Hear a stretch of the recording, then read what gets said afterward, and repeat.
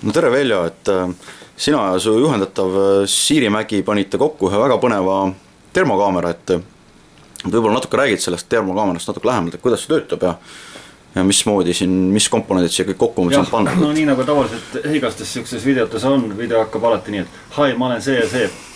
Nii, hi, ma olen siis Veljo Sinivetehnika Ülikooli Füüsika Instituudist. Ja tegelikult mulle üldse ei meeldi need videod. Aga okei. Tähendab, kui asja juurde minna, siis see on nüüd odav termokaamera. Aga sellele vaatamata saab temaga päris sama asja teha, või peaaegu sama asja teha, mida kalli termokaameraga, millede hinnad hakkavad kuskilt 1000 uuest rahast. Selle hind juhendatav tudeng Siirimägi, kelle bakalaureuse töö see nüüd oli. Tema lõpetas sellel kevadel edukalt, hindele 5. Ja tema kalkuleeris, et kõik detailid, kui nüüd poest osta, et siis selle hind tuleks, no ma võin valesti mäletada, aga ütleme umbes $110–150. Vist oli 110 kanti. On väike vahe, on. Nüüd, aga päris palju aega kindlasti läks selle tegemise peale ka muidugi, tähendab, selle trükkplaadi tegin ma ise valmis, sest et selle alumise, jah? Jah, see on see siin. See on tavaline webikaamera, ta on natukene alasti võetud, sest et ta pani vastu, ta ei tahtnud töötada, aga kui teda jootekaliga veidi stimuleerida, siis ta oli nõus. Aga siis see on jah oma tehtud ja no see tudeng õppis füüsikat, mitte elektroonikat, et ta ei peagi seda teadma. Kõike nii põhjalikult teadma, jah? Ja no bakalaureuse tudeng ka, et ega siis... Seda enam, jah. Sellepärast ma võtsin ja joonistasin selle montaaži ise ja võtsin selle plaadiga ise kokku. Ja see võttis aega, noh ma hakkasin kuskil kella 2 ajal tegema päeval ja umbes õhtul kella 6 oli see plaat koos. Nii et see ei võtta üldse mitte kaua. See on nagu eriti vilunud, et... Aga no see elektroonika mu hobi on ka väikselt saab. Aga mis ta siis on? No nagu öeldud, ta on termokaamera, eks ole. Termokaamerad, mis on tööstuslikud, mis maksavad palju raha. Nendes on pildimaatriks või see andur, maatriksandur, nii nagu umbes samasugune nagu fotokaameraski. Ainukene asi, et tema on tundlik kaugusinfrapunasest diapasoonis, mida ei võta ükski meie teadaolevatest fotokaameratest. Fotokaameratele jah, vahest öeldakse, et teeme tast nüüd infrapunakaamerat, võtame talt selle filtri eest ära. Ei, see ei ole see infrapuna. See on tunduvalt lühema lainepikkusega diapasoon. Nii, aga nüüd need sensorid, see tüüpiliselt kuskil 200x300, no mitte tüüpiliselt, ütleme, need on juba paremad termokaamerad. Need sensorid maksavad palju ja neid saaks küll osta. Teine asi, mis selliste sensorite puhul, kaamerate puhul palju maksab, on lääts. Seal ei ole mitte tavaline klaaslääts, vaid spetsiaalne. Kui ma nüüd väga valesti ei mäleta, siis oli räniklaasist lääts. Ja see maksab vähemalt sama hinna, mis sensor, kui mitte rohkem. Siukest ise teha ei ole just eriti mõttekas. Aga teine võimalus on kasutada vana printsiipi, mis peenelt laadisilakeelsete sõnadega väljendades on kaamera obscura. Ehk siis, kui me võtame paberilehe, torkame temasse augu sisse, peeniks augu. See töötab, noh, ta ei ole küll lääts, aga ta töötab mõnes mõttes nagu lääts. Kõik kirjad, mis siit läbi lähevad, pärast koonduvad meil kuhugile kuhu me projekteerime näiteks ja me saame pildi. Esimesed fotokaamerad töötasid ka samamoodi, läätsesid veel ei osatud mingil põhjusel kasutada. Muidugi sellise objektiivi läbipaistvus on väga väike ja valgusjõud selle pärast ka väike ja kui mäletate, siis vanadel piltidel oli ka niimoodi, et kui kellestki pilti tehti, siis oli spetsiaalsed peatoed, paigas, sest ta pidi seal ikkagi olema üsna mitu minutit. Ja, sest ta ikka jah, see on nagu see fotoplaat ju tükk aega pidi ikka hoidma, et ma ei tea. Ja.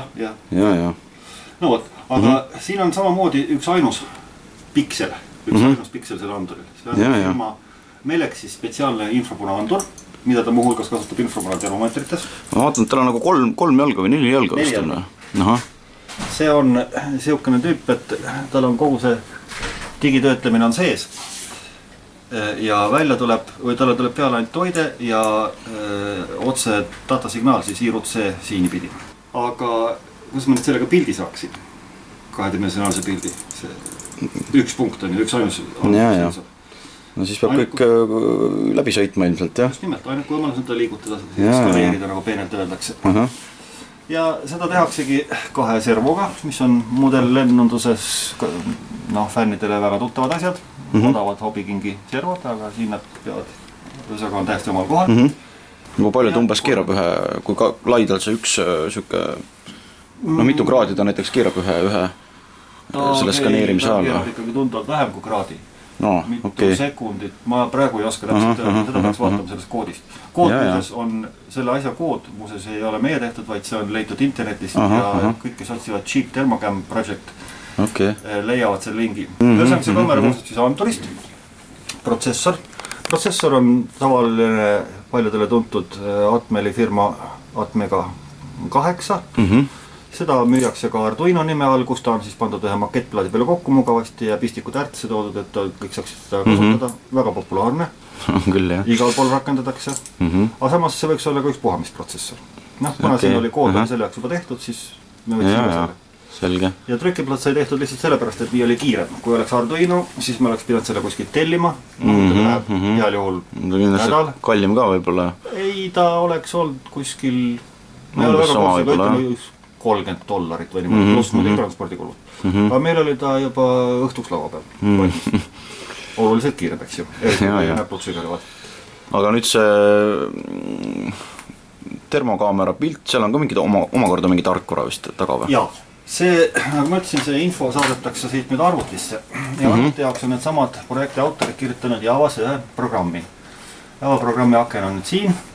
Siia kuvatakse pilt tavalisest USB kaamerast. See on meil siin üleval kohal, sellega me näeme lihtsalt pilt sellest objektist, et termokaameraga tehtud pilt annab informatsiooni temperatuuri jaotuse kohta, aga mõnel juhul on seda objekti raske ära tunda, sest termokaamera lahutusvõime on ikkagi, ka parematel tööstuskaameratel lahutusvõime on ikkagi suhteliselt väike. Ütleme parim, mis ma tean, 200x300 punkti, palju sa sellega ikka saad pilti. Sellepärast, ja muidu ka dokumenteerise mõttes, sellepärast tavapilti juurde. Nii, ja siis on võimalik määrata lahutusvõime, kui millise sammuga ta skaneerib objekti ja vastavalt on siis ka siin kirjas, et kui palju aega kulub.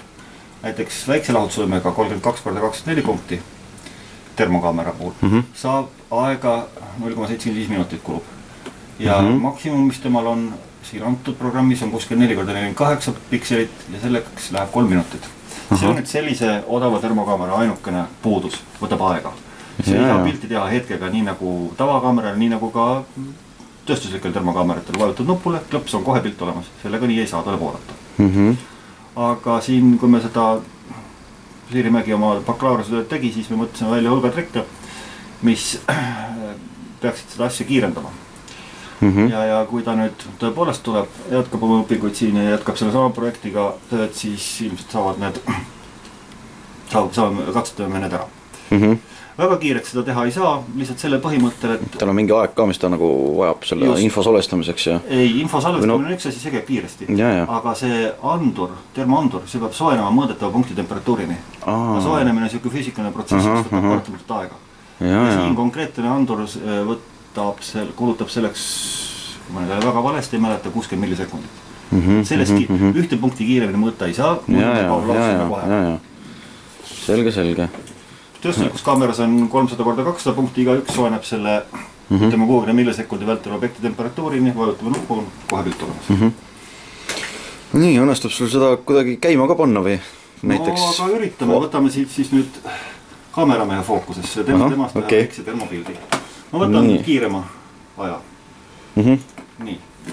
Esiteks teeb see kaamera pildi objektist tavakaameraga, siis pöörab ennast nii-öelda skaneeritava pildi vasakusse otsa ja hakkab skaneerima. Ja siis termokaameraga me siin aknas näeme, eks ole, kus ta parasjagu on. Algselt oli talle monteeritud külge ka väike punane laser, et oleks hea vaadata, kus, kui me teeme kuskilt mingist majast pilt, eks ole, siis kus maali ta läheb. Siin ei ole seda vaja ja mul parasjagu ei olnud ka laserit käe pärast. Mis siin on, eks me siis võib-olla hiljem monteerin külge. Ma mõtlen, see termoobjektiiv või see on nagu nelja jalaga seal, et kas see nagu on ta mehaaniliselt piisavalt tugev, et ta seal ära ei paindu. Nagu näed. Et ikka päris hea hooga tuleb ülevalt alla, ma vaatan. See ei lähe kuskile, jah. Vaat see oligi üks mõte, et nagu näha ta nõkiga, kui ta niimoodi teeb, siis ta mõõdab. alla tuleb ta täiesti tühjalt. Seda aega võiks kasutada ja lasta tal ka alla tulles mõõta. Siis võiks saada kas 2 korda kiirmaks, aga mõne. Nii, valmis. Olge rohkem. No nii, mis me siit näeme siis? Me näeme, et on kodanik siin oma kaameraga ja see kaamera on seda pilti veidi häirinud. Veel tundub, et on pildistamise ajal liikunud, sest et uskuge ma mitte, nii kogukas ta nüüd ka ei ole. Ma liikusin, jah. Ja kohe tabati ära. Punased, võtame siis ilusasti, meil on seltsuse kraadid kombeks, eks ole, saame skaalad seltsuse kraadides. Punane on soojem, sinine on külmem. Aga see on vist ilmselt ka niimoodi, et mis mul näiteks lähemal, näiteks käsi võib-olla oli lähemal, vaata seda näitab nagu paremini. Seda ta ei eralda, aga siit on näha tõepoolest, et siin on mingisugused eriti soojad kohad, et võimalik siis käed olidki. Aga mis see siuke maksimaalne distants on, kus ta nagu enam-vähem veel nagu täpsust suudab tagada, et? Ei ole proovinud, aga üldiselt ma kujutan ette, et mingisugune ühesõnaga ma tegin näiteks sellega oma suvilast pilti ja ma tegin distantsilt kuskil 10 meetrit. No tuli küll jah, aga väga head pilti sellega ei saa. Üldse majadest ja muudest sükst objektidest saab hea pilti siis, kui see sisemise ja välimise temperatuuri vahe on vähemalt 5 kraadi. Ehk siis kuumal suvepäeval midagi erilist head ei ole sealt loota.